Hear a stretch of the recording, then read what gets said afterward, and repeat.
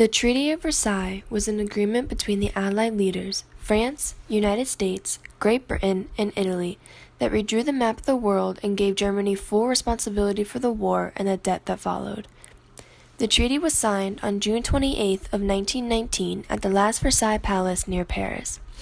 The redrawing of the map of Europe consisted of portions of Austria-Hungary being ceded to Italy, Poland, and Romania, and then the remainder into Austria, Hungary, Czechoslovakia, and Yugoslavia. The Ottoman Empire was also affected by this treaty. It was split up into smaller mandates that were run by local leaders but under the control of France and Great Britain. As a result, the reconstructed nations, each with ethnic and nationalist rivalries, were faced with making a new democratic government work. The Treaty of Versailles dictated by the Allies that Germany had to be responsible for the war. This gave the Allies the right to take German land and to make cuts in their army, navy, and air force. They also demanded large amounts of money to compensate for the war.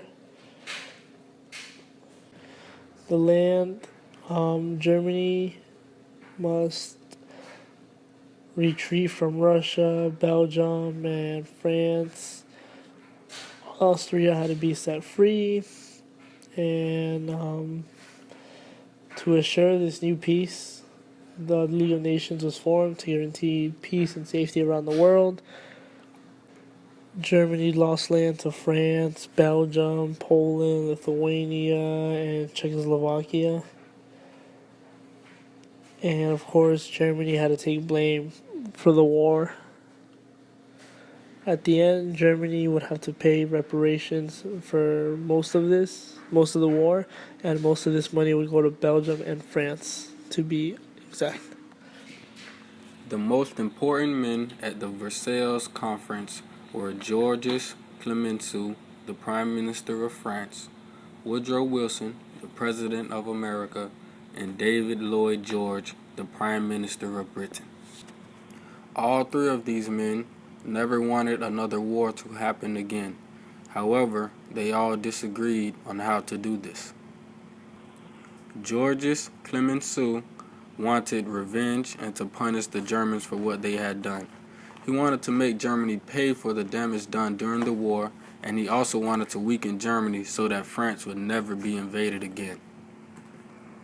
President Woodrow Wilson wanted to end the war by making a fair peace. In 1918, he published the 14 points which he used to justify his call for disarmament in the League of Nations, where countries would talk out their problems without having to go to war. He also believed in self-determination for the people of Europe. The Prime Minister of Britain, David Lloyd George, said he would make Germany pay because he knew that was what the British people wanted to hear. He wanted justice, but said the peace must not be harsh. That would just cause another war. He tried to get to a halfway point, a compromise between Wilson and Clemenceau. He also wanted to expand the British Empire and control the seas, and also control the resources in North Africa and South Africa. The strict treaty obligations put on Germany in the end was not enough to stop another world war from happening. It actually was the reason why another one started.